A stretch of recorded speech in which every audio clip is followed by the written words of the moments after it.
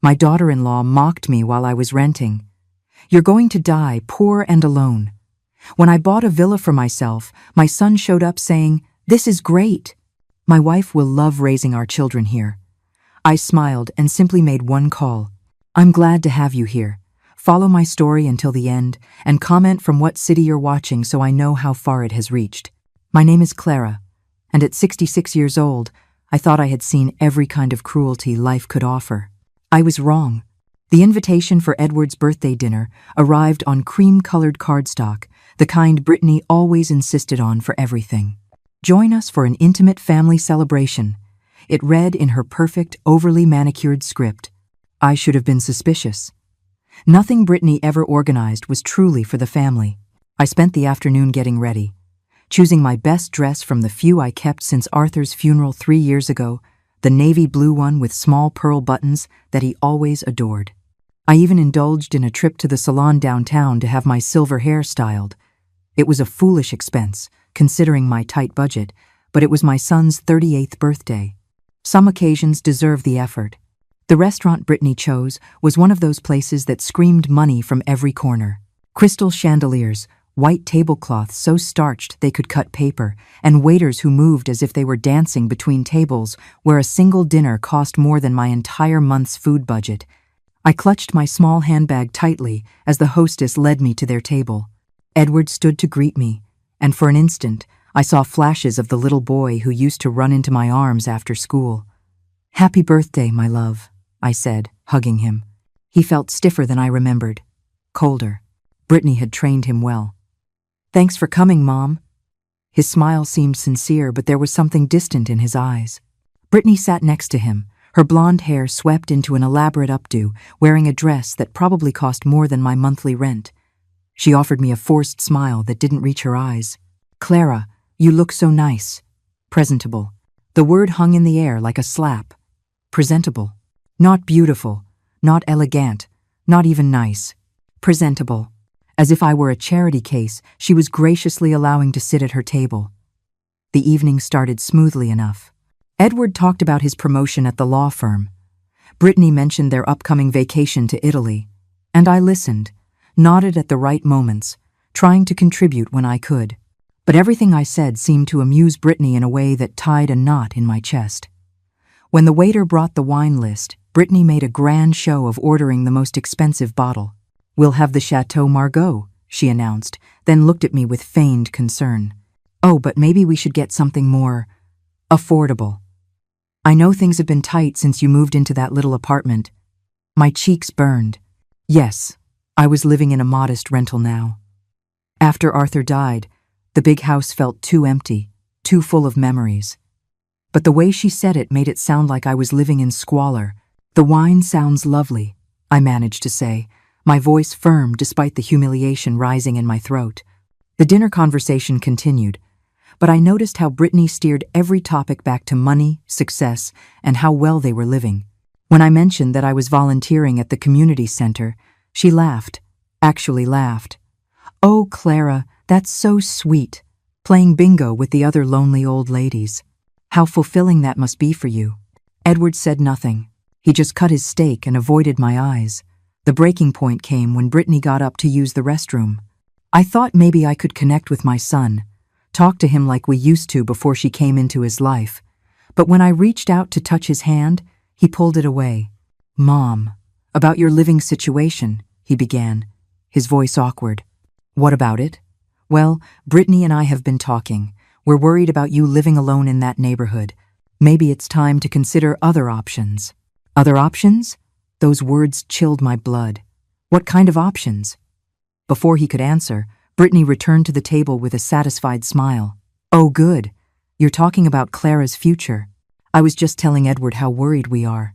She leaned forward, her voice syrupy with fake concern. "Honey, you're not getting any younger. You live alone. You're barely scraping by. It's just not sustainable. There are some very nice assisted living facilities that are quite affordable." The room spun. Assisted living. They wanted to put me away. "I am perfectly capable of taking care of myself," I said, my voice barely a whisper. Brittany's laugh was sharp, cutting. "Oh, sweetie, of course you think that. But we have to be realistic. You live in a tiny rental. You probably eat canned soup for dinner. You volunteered just to have somewhere to go during the day. It's frankly quite sad. She picked up her wineglass, taking a slow sip before delivering the final blow. Let's be honest. You're going to die poor and alone anyway. Wouldn't it be better to have a little dignity in your final years? Her words hit me like fists. Die poor and alone. The casual cruelty of it. The way she smiled as she said it, as if she were discussing the weather. I looked at Edward, waiting for him to defend me, to tell his wife she had gone too far. He said nothing. He just stared at his plate, his jaw tight, but his mouth remained closed. Brittany kept talking, as if she was enjoying my silence. We're just thinking of what's best for you. Edward is working so hard, and we're planning to start a family soon. We can't be responsible for you, too. Responsible for me. As if I were a burden they had generously carried, instead of the woman who raised Edward alone after his father abandoned us. The one who worked double shifts to put him through college. The one who celebrated every achievement and comforted him through every failure. I stood up slowly, my legs trembling. "Excuse me," I whispered. I grabbed my purse. "Where are you going?" Brittany called after me. But I didn't answer. I walked through that elegant restaurant on unsteady feet, past tables of families who actually seemed to like each other, past couples holding hands in the candlelight. The hostess smiled at me as I passed. She probably thought I was going to the restroom, but I walked straight out into the cool night air and kept walking until I reached my car. My hands were shaking as I fumbled for my keys. Behind me, I heard the restaurant door open, footsteps on the pavement. "Mom, wait!" Edward's voice called out. I turned, a flicker of hope in my chest. Maybe he was coming to apologize, to tell me Brittany had gone too far. You can't just leave like that. Brittany feels terrible about what she said. I looked at my son, this man I had raised, searching for any sign of the boy who used to stand up to bullies for me at school. Does she really? Of course she does. She was just trying to help. We both are. There it was. Even now, he was taking her side, justifying her cruelty. And in that moment, I understood with painful clarity that I had already lost my son. Brittany had won completely. "Tell her not to worry about me," I said quietly as I got into my car. "I'm going to be just fine." As I drove away, I saw them in the rearview mirror, Edward and Brittany standing together on the sidewalk, probably already discussing how dramatic I was being, how irrational my behavior was. That night, alone in my small apartment, I sat in Arthur's old armchair and cried until I had no tears left. But in the midst of the pain and humiliation, something else began to sprout. Something harder, firmer. They thought they knew me. They thought I was just a sad, poor old woman, dependent on their obligatory charity. They were so wrong. The morning after Edward's birthday dinner, I woke up with a clarity I hadn't felt in years. The tears were gone, replaced by something far more dangerous: resolve.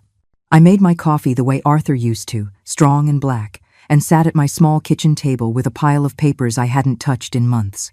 Bank statements, investment portfolios, property deeds documents that told a very different story from the one Brittany thought she knew. Most people would be surprised to learn that the old woman living in a small rental, just scraping by, was worth over $1.8 million.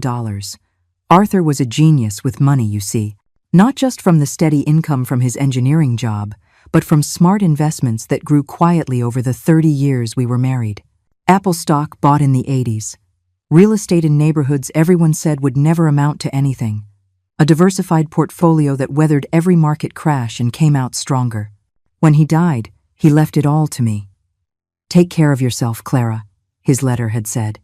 "You deserve so much more than you've been led to believe." But I had made a conscious choice to live simply. After Edward married Brittany, I watched her turn my sweet, thoughtful son into someone I barely recognized. Someone who valued appearances over substance. What people could give him more than who they were. So, I decided to test them. I moved to a smaller place. I drove an old car. I dressed modestly. I wanted to see what kind of people they were when they thought I had nothing to offer. I hoped I was wrong. I prayed that Edward would invite me over, just to spend time together, that Brittany would show one sincere gesture of kindness, that they would love me for who I was, not what I could give them. Last night, they answered that question with brutal clarity. I spread the papers on my table like a general planning a strategy. The largest investment account showed a balance that would make Brittany's designer dress budget look laughable. There were certificates of deposit, bonds, and 3 rental properties managed by a management company. Edward never knew about that income because I never had to touch it. My cell phone rang, interrupting my thoughts. Edward's name flashed on the screen. I let it go to voicemail. Then it rang again, and again, and again. Finally, I answered. "Hello, Edward. Mom, thank God. I've been calling all morning. Look, about last night. What about it?" His voice was strained, as if he were forcing himself through something unpleasant. "Brittany feels terrible about what she said. She didn't mean it like that." I almost laughed. "Then how did she mean it?" "She was just worried about your future. We both are. Maybe we didn't say it in the best way, but we love you. We love you." The words sounded hollow coming from him now. "I see. So, you'll forgive her? Maybe come for dinner this weekend? Brittany wants to apologize properly." I pictured Brittany rehearsing her apology in the mirror, polishing just the right tone of feigned remorse. "I'll think about it." After I hung up, I sat in the silence of my apartment and thought about the woman I used to be. Before Arthur died, I was confident, social, involved in community boards and charity work. I hosted dinner parties and traveled with friends. But grief had shrunk me. It had made me withdraw. Brittany's cruelty the night before had awakened something I had forgotten I possessed. The strength that saw me through raising Edward alone when his father left us. The determination that helped me build a career when women of my generation were expected to stay home. I picked up the phone and called my lawyer, Catherine Pierce.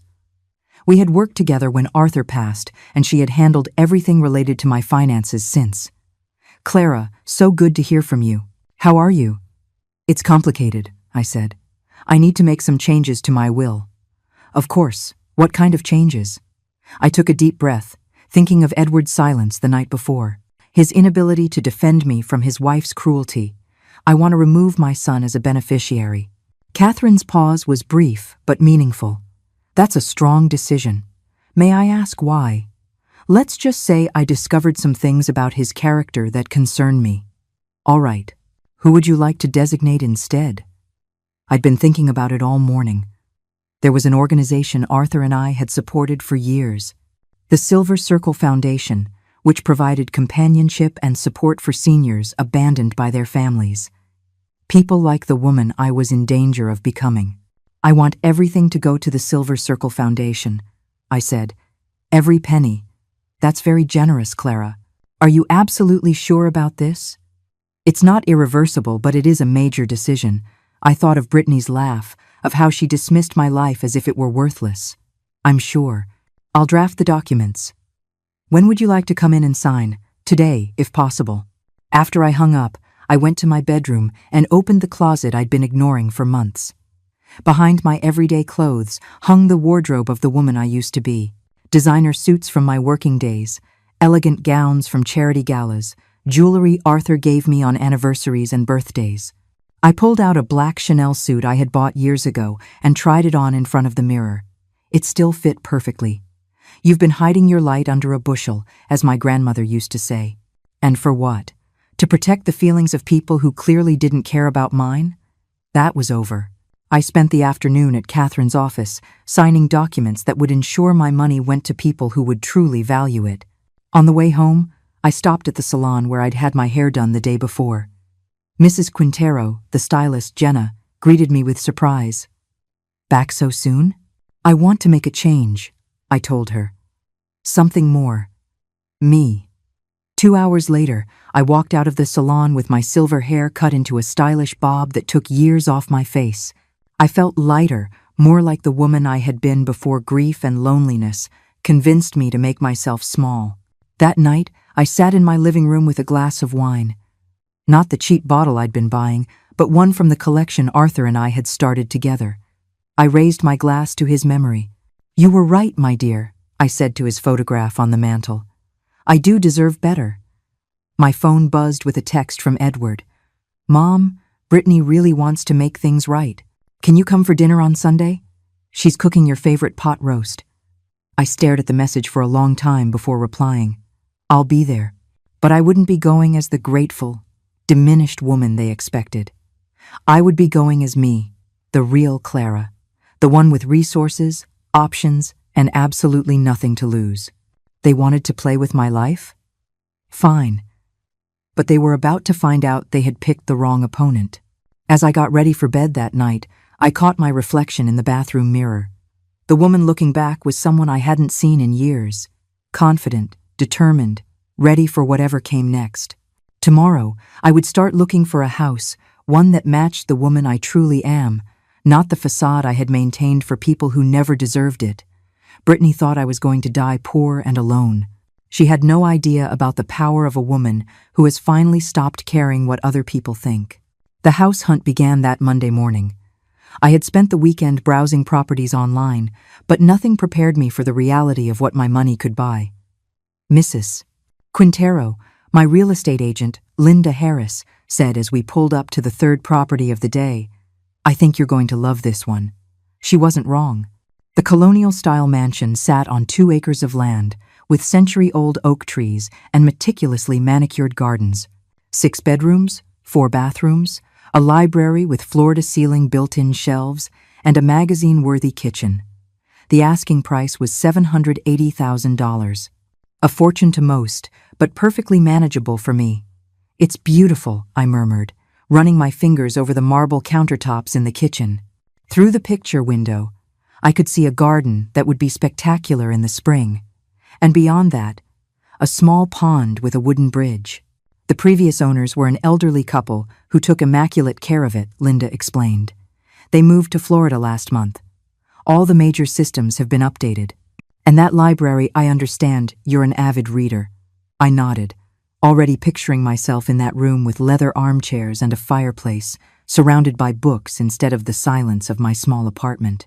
This was what Arthur would have wanted for me. This was the life I deserved. "I'll take it," I said. Linda blinked. "Don't you want to see the upstairs? Or discuss an offer? We could probably negotiate." "The full price," I interrupted. "Cash sale. How quickly can we close?" Her surprise was almost comical. "Well, with a cash offer, probably within 2 weeks. Are you sure?" "Completely." By Wednesday, the paperwork was in motion. On Friday, I signed the final documents and was handed the keys to my new home. I had never felt so powerful in my life. The moving process was simple. I hired professionals to handle everything while I supervised from my new library, already furnished with a few pieces I'd ordered online. I kept only what truly mattered. The photographs of Arthur, my books, and a few pieces of furniture with sentimental value. Everything else was donated or sold. I waited until I was completely settled before I called Edward.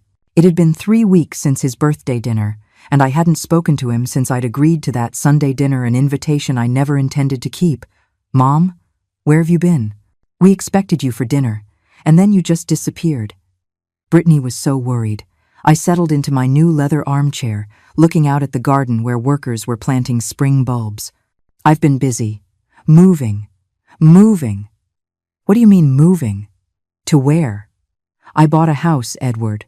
A proper house." The silence on the other end was so long I thought the call had dropped. Finally he spoke, his voice strained and confused. "You bought a house? How? I mean, what kind of house?" "A beautiful colonial on Willow Creek Lane. 6 bedrooms. Lovely gardens. I'm very happy with it." "Willow Creek Lane?" His voice cracked slightly. "Mom, houses there cost more than I thought you. More than you thought I could afford, I suppose." Another long pause. "I don't understand. Where did you get the money?" I could have explained then. I could have told him about the investments, about Arthur's careful planning, about the life insurance and rental properties. Instead, I simply said, "Your father was a very wise man with money. But you said, you were struggling. The small apartment, the tight budget. I chose to live simply, Edward. There's a difference." I could hear muffled voices in the background, Brittany asking what was going on. Then Edward's voice became more formal, more distant. "Well, that's That's great, Mom. Really. We should come see it. You should. This weekend, Saturday afternoon. Okay. After I hung up, I walked through my beautiful new house, imagining the conversation that was undoubtedly happening between Edward and Brittany. I knew their relationship well enough to predict exactly how it would unfold. Saturday arrived with perfect autumn weather. I spent the morning arranging fresh flowers in the foyer and setting out coffee and pastries, even though I suspected this visit wouldn't remain social for long. Edward's BMW pulled into my driveway at exactly 2 o'clock in the afternoon. From the window, I watched them sit in the car for several minutes, Brittany talking animatedly while Edward kept his hands clenched on the steering wheel. Finally, they emerged. Brittany was dressed to impress in a designer cream-colored suit that I recognized as one she wore to make a good impression on wealthy neighbors. She wore the expression she reserved for people she considered important, a bright, calculating smile with eyes that missed no detail. I opened the door before they could ring. Edward, Brittany, welcome. Mom. Edward hugged me, but I could feel the tension in his shoulders. This is... wow, it's incredible. Brittany swept past him, her eyes already scanning everything visible from the entryway. Clara, what a surprise. This is quite substantial. Thank you. Would you like a tour? What followed was 30 minutes of barely disguised appraisal. Brittany admired each room with the trained eye of someone evaluating property, not visiting family. She took note of the square footage, the quality of the finishes, the view from each window. Edward followed silently, his expression growing more troubled with each room we passed. When we reached the master suite, a sprawling room with a sitting area and French doors leading to a private balcony, Brittany finally dropped the facade. This is enormous, she said, stroking the silk curtains. Really, far too big for one person. I like the space, I replied calmly. Oh, of course. But realistically, she turned to me with that sharp smile. I mean, at your age, is it really safe to be rattling around in a house this size? All these stairs? The upkeep? The loneliness? Edward shifted uncomfortably. Brittany, I'm just being practical, honey. Your mother is almost 70. What if she falls? What if something happens? Who would even know? I led them back to the living room, where I had coffee and pastries set out on the antique table I inherited from my grandmother. As we sat, Brittany continued her attack, disguised as concern. The property taxes alone must be staggering, she commented, selecting a scone. And the heating costs, the insurance, the landscaping. It seems like a tremendous burden for someone on a fixed income. I manage just fine, I said, pouring coffee from the silver service that was a wedding gift from Arthur's parents. Brittany exchanged a look with Edward before continuing. Well, that's wonderful, of course. But we've been thinking, haven't we, darling? About our future. We want to start a family. And with Edward's new position at the firm, our current place is getting a bit small. I took a sip of coffee and waited. What Brittany means, Edward interjected, his voice carefully casual, is that this house would be perfect for a growing family. All these spare bedrooms, the big yard for kids to play in. It would be ideal, Brittany agreed, her eyes shining with excitement. And you would have company. You wouldn't be alone anymore. We could take care of you, help with the upkeep and the expenses. The audacity of it took my breath away. They were actually suggesting that I had bought this house for them. That all my planning, my years of financial discipline, my independence, it was all for their benefit. Plus, Brittany added, growing more animated, it would be so much better for the children. This neighborhood, these schools, it's exactly what we want for our family. Edward leaned forward, and for a moment, I saw a flash of the boy I had raised. What do you think, Mom? Wouldn't it be nice to have the family all close? To hear the sound of children's laughter in these rooms? They sat there, both of them, waiting for my answer, so sure that of course I would see the wisdom in their suggestion, that I would be grateful for their generous offer to rescue me from the burden of my beautiful home. I set down my coffee cup very carefully and looked at them, one by one. It's an interesting proposal, I said at last. Brittany's smile widened. I knew you'd understand. It just makes sense. We can work out all the details. Maybe you could keep the master suite, and we'd use the other rooms. The kids would love having Grandma right here. Brittany's already been sketching out ideas for a nursery. Edward added. That sunny room on the second floor would be perfect. I nodded, thoughtfully. You've certainly given this a lot of thought. We just want what's best for everyone, Brittany said, her voice dripping with fake sweetness. It's what families do. We take care of each other. Family, that word they had used for years to manipulate me, to make me accept less, expect less, settle for crumbs of affection while I gave everything in return. Then I smiled, a real smile, the first genuine one I had shown in their presence in years. You're absolutely right, Brittany. Families should take care of each other. I stood up, smoothed my skirt, and walked toward the window overlooking the garden. Behind me, I could hear them whispering excitedly, already making plans for their new home. I just need to make a phone call, I said, turning back to them. Will you excuse me for a moment? As I walked toward my study, I heard Brittany's elated whisper to Edward. I told you she'd come around. This is going to be perfect. Perfect? Yes, I thought as I picked up the phone. It was going to be exactly that. I closed the study door behind me and leaned against it for a moment, listening to the muffled sounds of excitement from the living room. Brittany's voice carried clearly through the walls as she described her vision for our new home to Edward. Our home. As if she had already moved in, already claimed it as her own. My hands were surprisingly steady as I dialed Catherine's number. Catherine Pierce's office. Nayeli speaking. This is Clara Quintero. I need to speak with Catherine immediately. It's urgent. One moment, please, Mrs. Quintero.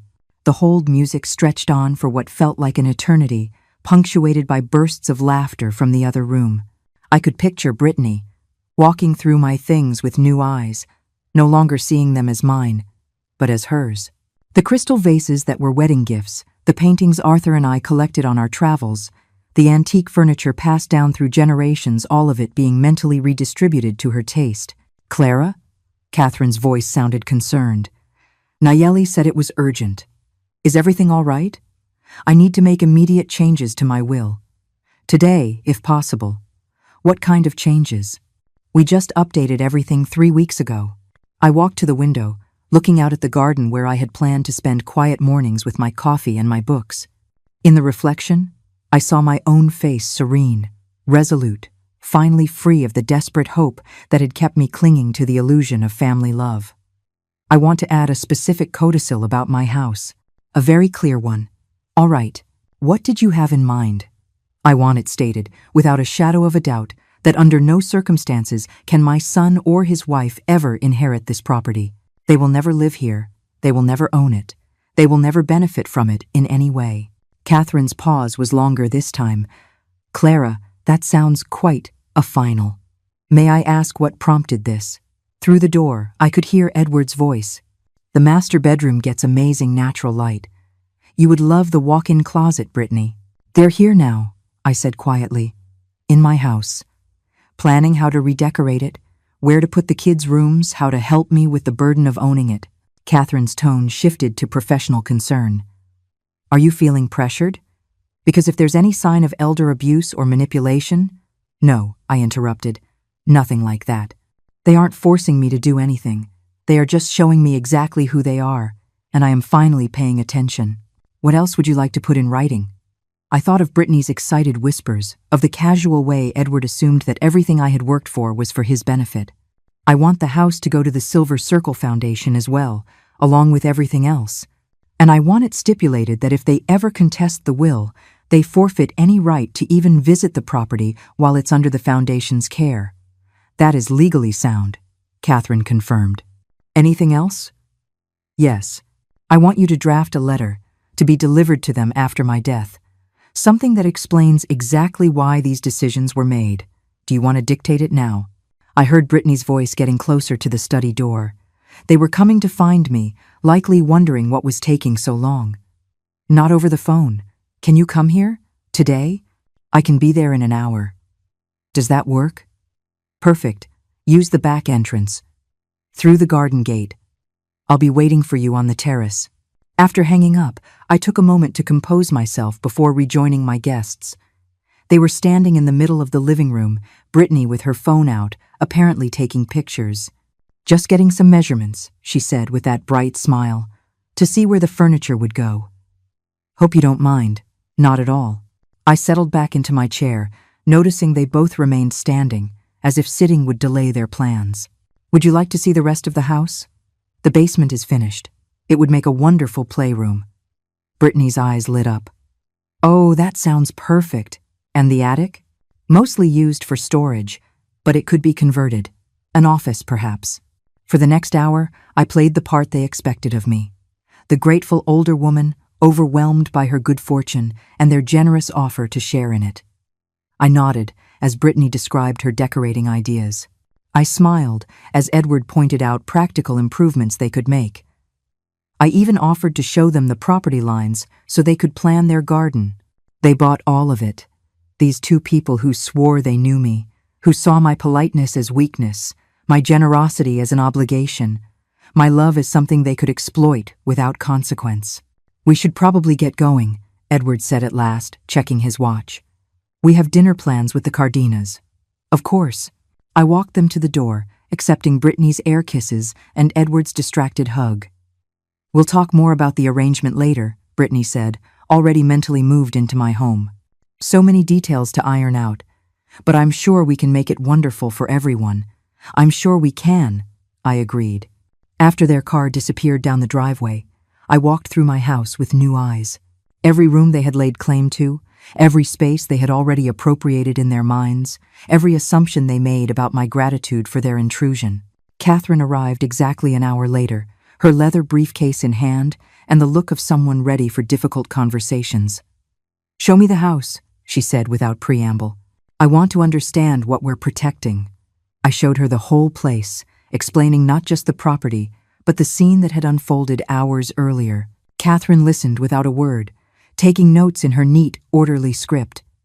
They really believe you bought this house for them? She asked as we settled in the sunroom with a pot of tea.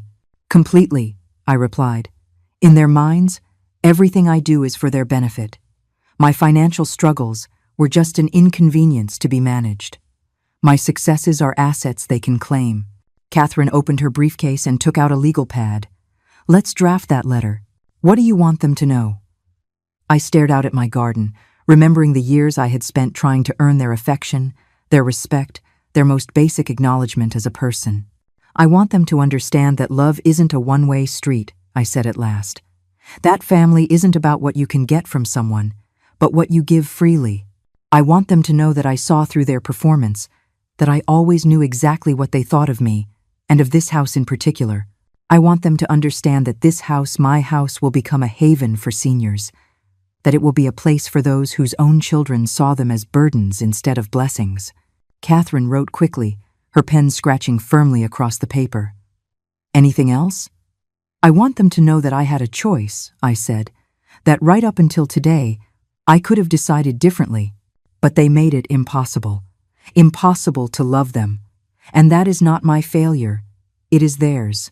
As Catherine drafted the documents, I felt a weight lift from my shoulders that I hadn't even realized I was carrying. For years, I had blamed myself for the distance between Edward and me. I wondered what I could have done differently, how I could have been a better mother, more deserving of his affection. But today, I saw the truth. It wasn't about what I did or didn't do.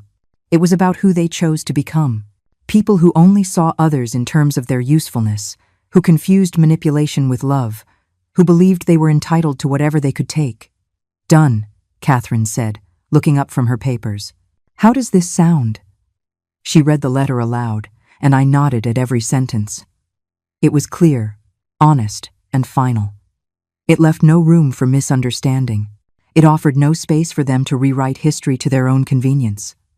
Perfect, I said. When can you have the will updated? I'll have everything ready for you to sign on Monday. Are you absolutely sure about this, Clara? Once these documents are signed and notarized, they will be very difficult to change. I thought of Brittany's excited whispers, of the casual way Edward assumed this house was his by right. I thought of the years they treated me like an inconvenience, a burden, a source of guilt and obligation instead of love. I have never been more sure of anything in my life.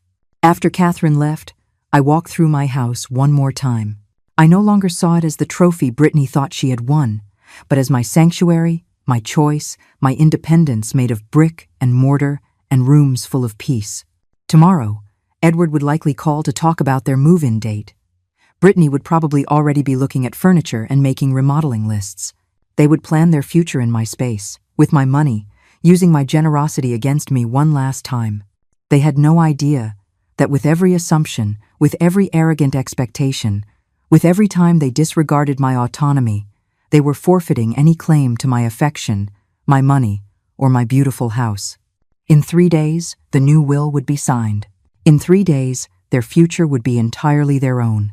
But without my house, without my money, and without the slightest hope of ever claiming anything, the thought should have made me sad. Instead, as I watched the sunset paint my garden in shades of gold and amber, the only thing I felt was a deep and serene satisfaction. They had made their choice, and now I had made mine. The call came at 7 o'clock in the morning, 3 days after I signed the new will. I was in my kitchen, enjoying my first cup of coffee while watching the little birds gather at the feeder I'd set up by the window. The caller ID showed Edward's number, and something about the urgency of the hour told me this wasn't a social call. "Mom, we need to talk. Right now. No greeting, no pleasantries." His voice had an edge to it I hadn't heard since he was a teenager, and I'd caught him in a lie. "Good morning to you too, Edward. What's so urgent? Don't play dumb. I know what you did." I set my cup down carefully, even as my heart began to race. "What exactly do you think I did?" "The will, Mom. Catherine Pierce's office called yesterday. Something about updated documents and needing to confirm the property address." Catherine had warned me that such calls were standard procedure, but I had hoped we'd have more time before everything came to light. Still, I felt strangely calm as I braced for what came next. "I see. And what did they tell you?" "Nothing directly. But when I pushed them on why they needed our property details, they said it wasn't relevant, since we weren't beneficiaries." "We're not beneficiaries, Mom." The accusation hung between us.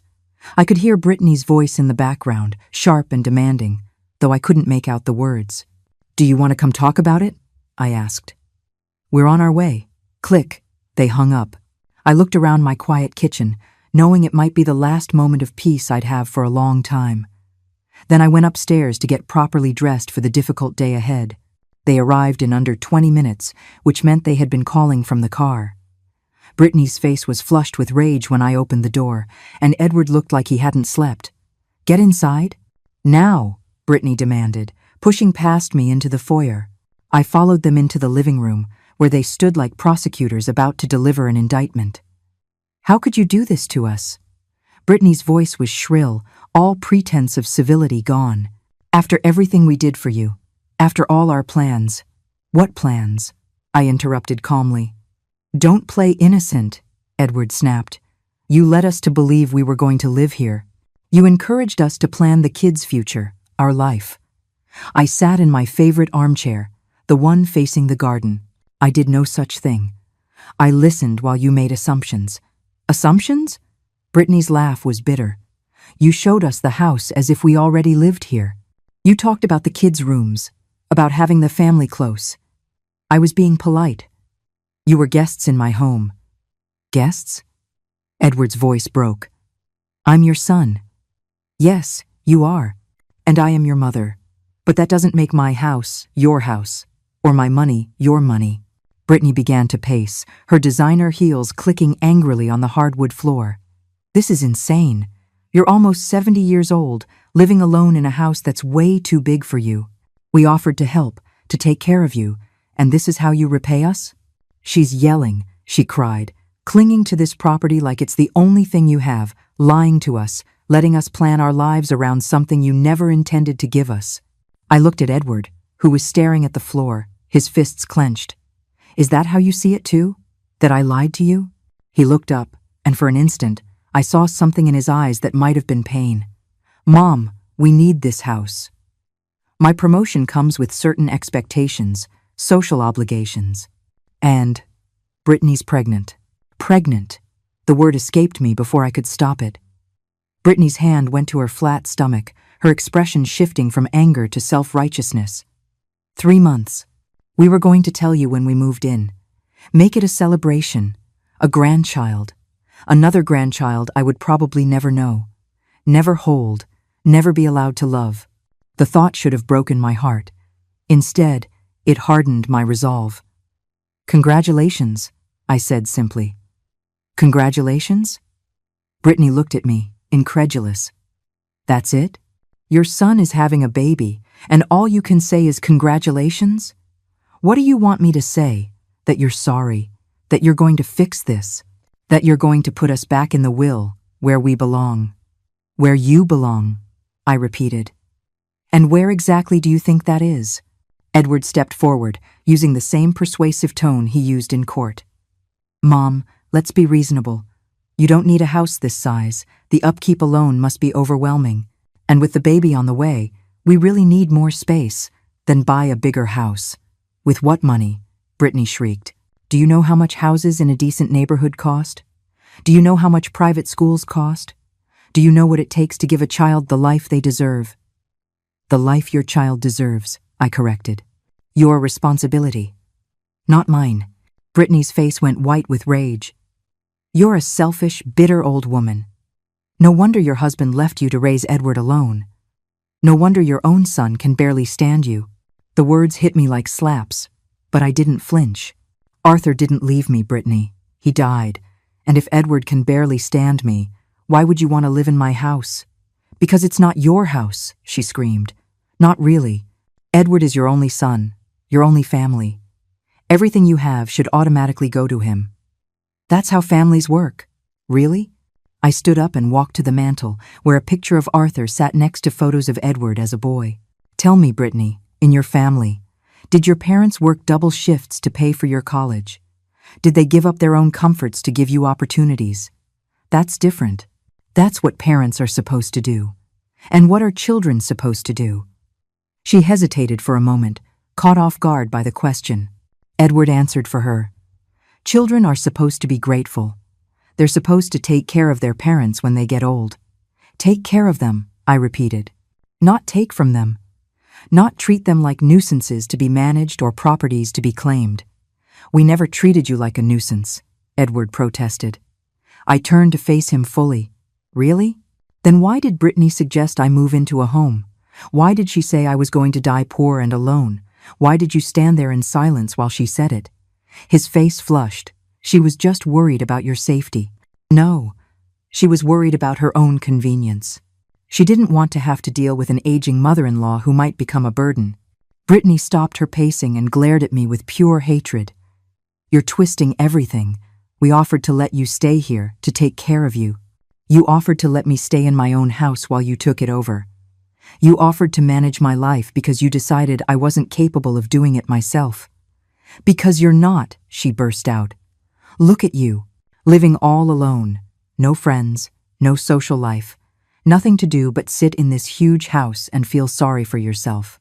We were trying to help you by taking it off your hands, by giving your life some purpose, by letting you be part of something bigger than your own pathetic existence." The words hung in the air like poison. Edward looked devastated, as if he were finally hearing what his wife really thought of me.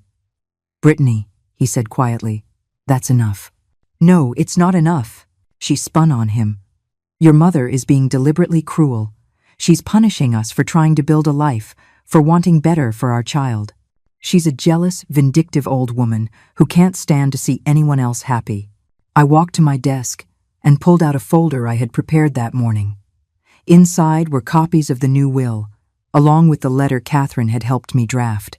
"Since you're so interested in my will," I said, handing the folder to Edward, "you might as well know the whole truth."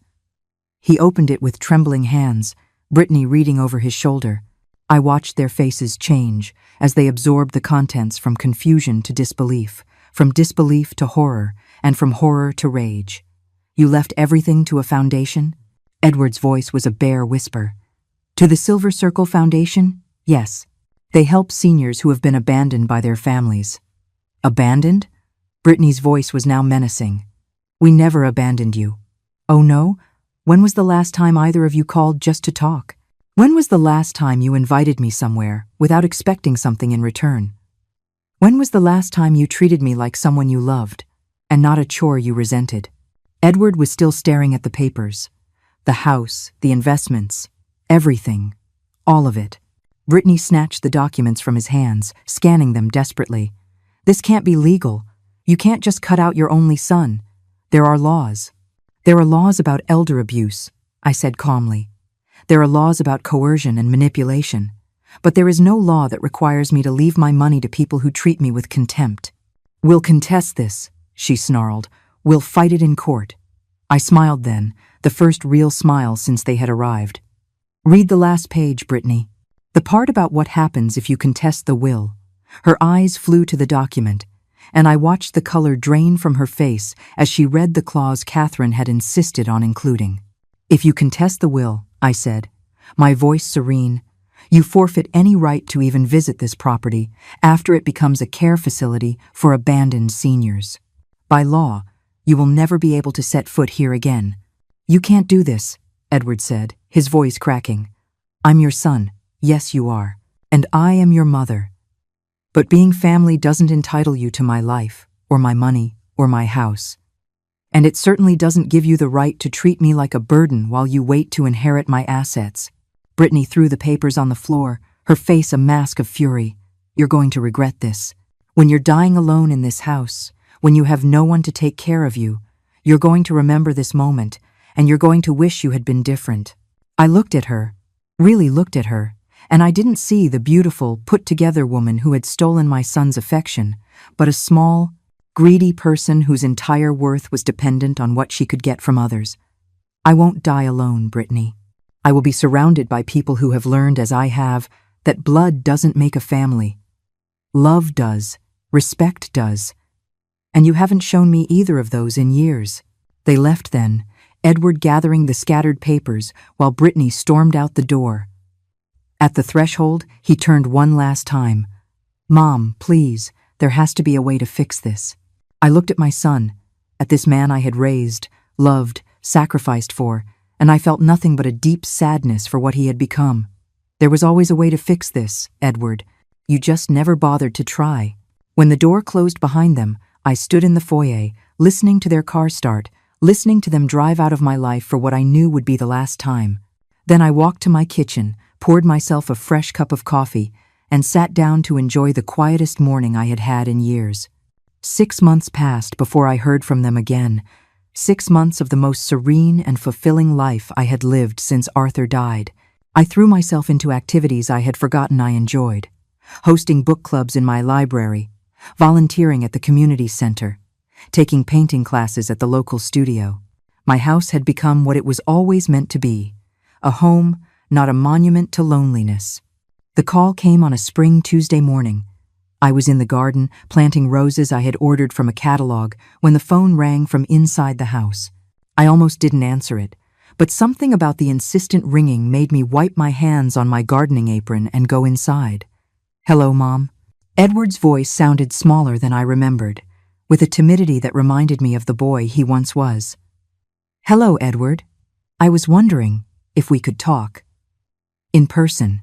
I looked out at my garden, at the roses waiting to be planted, at the life I had built without them. About what? About us. About what happened. Brittany and I were having some trouble. Of course they were. I had wondered how long it would take for the cracks to appear once they realized my money wasn't going to be there to solve their problems. I'm sorry to hear that. Can I come over? Just me. Brittany.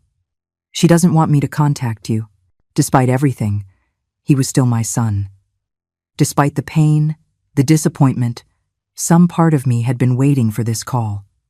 All right. This afternoon. Thank you, Mom. Really, thank you. He arrived at 2 o'clock, driving the same BMW but looking somehow diminished. The confident lawyer who had stood in my living room 6 months ago demanding his inheritance had been replaced by a man who looked tired, uncertain, and older than his 38 years. I met him at the door, noticing how his eyes swept over the changes I had made. The foyer now held a small table with fresh flowers from my garden. The walls were filled with family photos not just of him, but of Arthur's relatives, of friends I had reconnected with, of the women from my book club who had become like daughters to me. The house looks different, he said. It looks lived in, I replied. Would you like some coffee? We sat in the sunroom, the place where I had plotted his disinheritance with Catherine. It was now furnished with comfortable wicker chairs and plants that thrived in the afternoon light. An easel stood in one corner, holding my latest painting, a landscape of the view from my bedroom window. "You're painting again?" he asked, nodding toward the easel. "I've always painted, Edward. I just stopped when I married your father, and then I never found the time to pick it up again." He nodded, staring into his coffee cup. "I remember you used to paint at the kitchen table when I was a kid. You have a good memory." We sat in silence for several minutes. I waited, knowing he had come for a reason, knowing he needed to get there his own way. "Brittany left me," he said at last. "I'm sorry. Are you?" He looked up at me with something that might have been hope. "Because she said you'd be happy. She said you probably planned this whole thing." I set my coffee cup down carefully on the saucer. "I didn't plan the end of your marriage, Edward. I planned to protect myself from people who only saw me as a source of money." "Is that really how you saw us?" The question was so genuine that, for a moment, I saw the son I had raised, the boy who believed the world was fair, that good intentions were always seen. How else was I supposed to see you? When was the last time you called me just to find out how I was? When was the last time you visited without asking for something? He was quiet for so long I thought he wouldn't answer. Then in a small voice, "I don't remember. Neither do I. But I loved you. I still love you. Do you love me? Or do you love the idea of me, the mother who is always there when you need her, who is expected to sacrifice without question, who should be grateful for whatever scraps of attention you throw her way?" His eyes filled with tears. "That's not... I never thought of it like that." "I know. That's the problem." He leaned forward, his hands clenched so tightly his knuckles were white. "Mom, I know I made mistakes. We both did. But I'm here now. I want to fix things." "What is it, exactly, that you want to fix?" "Our relationship. Us. I miss you. Do you miss me? Or do you miss the security of knowing I was there, ready to bail you out when things got tough?" His face flushed. "That's not fair, isn't it? Your wife leaves you, you're probably in a tight spot financially without the inheritance you were expecting, and suddenly you remember you have a mother. And now you want to rebuild. The money doesn't matter. Stop it." My voice was sharper than I intended. "Don't lie to me, Edward. Not anymore. That's over." He slumped back in his chair, defeated. "Okay, yes, things are tough. The divorce is expensive, and we were counting on. We were expecting. You were expecting to inherit my house, live here rent-free, and use my savings as your personal bank account. When you say it like that, it sounds horrible. Because it was horrible. You and Brittany treated me like a resource to be managed, not a person to be loved. But I did love you," he insisted. "I still do." I studied his face, searching for the signs of manipulation I had grown so accustomed to, but I saw something I didn't expect: genuine remorse. "Tell me about the divorce," I said. When she realized the money wasn't coming, she changed. Started talking about finding someone with better prospects, with a family that had more to offer. He laughed bitterly. She said I had disappointed her by not being able to control my own mother. "And the baby?" His face contorted. "She terminated the pregnancy. Said she wasn't going to be tied down to a man who couldn't give her the lifestyle she deserved. The cruelty of it took my breath away. Whatever I thought of Brittany, losing a grandchild I would never know was a pain I hadn't expected. "I'm sorry, Edward. That's unforgivable. She said it was your fault. That if you had just given us the house, none of this would have happened. Do you believe that?" He was quiet for a long time, staring out at my garden where butterflies fluttered among the flowers. I wanted to believe it. It was easier than accepting that I had married someone who only loved me for what I could give her. "Just like you only wanted me for what I could give you." The words hung between us like a bridge. Neither of us knew if we wanted to cross. Edward's shoulders began to shake, and I realized he was crying. Really crying. Not the manufactured tears I'd seen before, but the broken sobs of a man who finally understood what he had lost. "I'm sorry, Mom. Forgive me. For everything. For not defending you. For not valuing you. For letting her treat you that way. Forgive me for not being the son you deserved." I watched him cry, this man who had hurt me so deeply, and I felt something shift inside me. It wasn't forgiveness. That would take time, if it ever came. But maybe it was the beginning of understanding. "Edward, look at me." He raised his head, his face red and tear-streaked. "I need you to understand something. I didn't change my will to punish you. I changed it to protect myself. I couldn't keep giving pieces of myself to people who saw those pieces as an entitlement instead of a gift. I know. I see that now. Do you really? Or are you just saying what you think I want to hear because you're hoping I'll change my mind about the money?" The question landed like a physical blow. I don't know. I want to say the money doesn't matter, but I can't honestly say that losing it wasn't what brought me here. His honesty surprised me. "At least you're being honest." "I'm trying. I'm trying to figure out how to be the person you raised me to be, and not the person I became." I poured him some more coffee as I thought. "And what does that look like?" "I don't know. Maybe learning to live with less. Figuring out how to be alone without feeling sorry for myself. Calling you just to talk, not because I need something. And if I told you right now that the will is not going to change, that you will never get this house or my money, then what?" He was silent for a very long time. "Then I guess I would have to learn to live with that. And maybe I would ask if I could still come visit sometimes. Not to convince you of anything, but just to spend time with you." "Why?" "Because you're my mother. Because I love you. Even if I haven't shown it the way I should have. Because I don't want to lose you completely." I looked at this man, my son, my greatest pride and my deepest disappointment, and I felt something I hadn't experienced in years. Hope. "The will is not going to change, Edward." His face fell, but he nodded. "I understand. But you can come and visit, if you want to. If you can accept that this relationship has to be different from what it was before. Different how? As equals. With no more expectation that I exist for your convenience. With no more assumption that my love is a given. With no more taking without giving anything in return. I'd like to try. I know it won't be easy. Trust is earned, not inherited. I understand that." I stood up and walked to the window, looking at my rose bushes, which I had finally planted and were beginning to bloom. "There's something else you should know. The Silver Circle Foundation. They have plans to use this house as a residence in a few years, when I'm no longer able to live here alone. And you're okay with that? I'm looking forward to it. I want to be surrounded by people who understand what it's like to be cast aside by family and who have learned to build true bonds through friendship. Will there be room for family who want to make things right?" I turned back to him, and I no longer saw the arrogant man who demanded his inheritance, but the insecure boy who had once depended on me for everything. "I suppose that will depend on the family, won't it?" He smiled then, a genuine smile that reminded me why I had loved him so fiercely for so many years. "Can I help you in the garden? I remember you used to let me plant things when I was a kid. I'd like to do that again." As we walked out into the yard together, I felt lighter than I had in decades. The money would still go to charity. The house would still become a haven for people like me. But maybe, just maybe, it would also become a place where a mother and son could learn to love each other again, not out of obligation or expectation, but by choice. It was more than I had dared to hope for, and exactly what I had found the courage to demand. A love that was earned, or nothing at all. In the end, I got both. The story we tell is fictional, but it is based on certain real events. The names and places have been changed to protect the identity of those involved.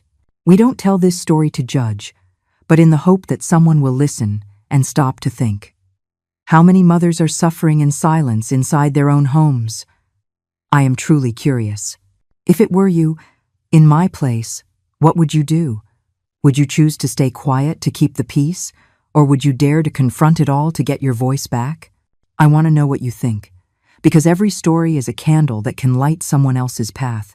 God always blesses, and I firmly believe that courage leads us to better days. Meanwhile, on the final screen, I am leaving you two of the channel's most beloved stories. I assure you they will surprise you.